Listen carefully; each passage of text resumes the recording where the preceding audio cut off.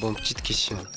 Là, ton téléphone est sûrement à côté de toi, mais imagine 2 secondes qu'en fait quelqu'un puisse accéder à certaines de tes infos sans que tu le remarques. Tes comptes, tes photos, tes messages. Et non, je ne parle pas d'un mec qui tape 3 commandes sur un clavier dans une cave là. En vrai, il y a des techniques beaucoup plus simples que ça.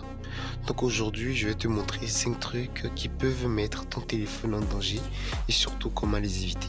Le premier, c'est le phishing. Et ça, franchement, c'est probablement le truc le plus simple.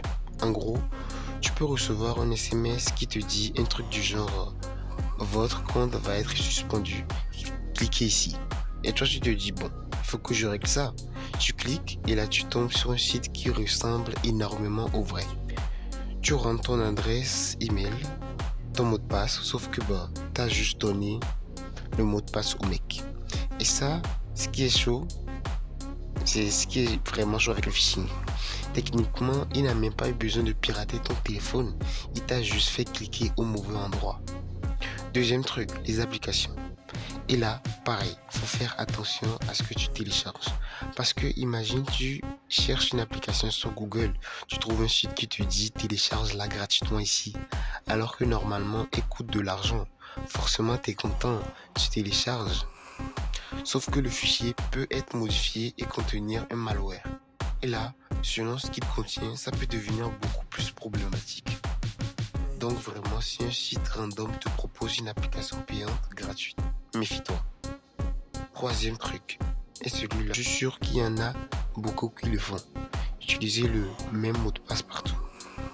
Genre, ton mot de passe de Discord, c'est aussi celui de ton Instagram, ton Gmail et peut-être même d'autres comptes. Le problème, c'est que si un seul de ces sites se fait pirater et que ton compte et que ton mot de passe fuite, le mec peut essayer ce même mot de passe sur les autres comptes, donc évite de mettre le même mot de passe partout et active la double authentification quand tu peux. Ça prend 2 minutes et ça peut vraiment te sauver un compte. Le quatrième truc, les wifi publics. Alors, attention, je ne suis pas en train de dire que si tu te connectes au wifi du McDo, tu vas te faire pirater dans les 3 secondes. Mais il faut quand même faire attention. Parce qu'il peut exister des réseaux qui ressemblent aux vrais réseaux. Genre, tu vois, Wi-Fi gratuit, tu te connectes, alors qu'en fait, c'est peut-être pas le réseau officiel. Donc, dans les endroits publics, évite de faire des trucs vraiment sensibles sur un réseau auquel tu fais pas confiance. Et le dernier, c'est tout bête.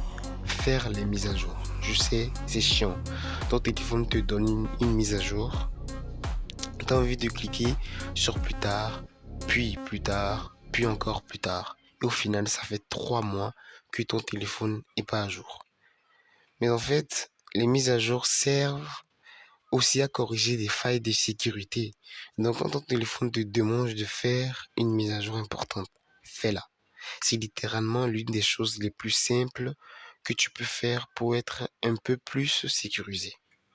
Donc voilà, t'as pas forcément besoin d'être un expert en informatique pour te faire avoir.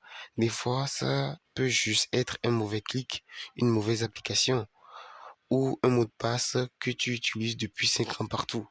Mais si tu veux éviter les problèmes, vérifie les liens, télécharge pas n'importe quoi, utilise les mots de passe différents, fais attention au réseau public et surtout, fais tes mises à jour.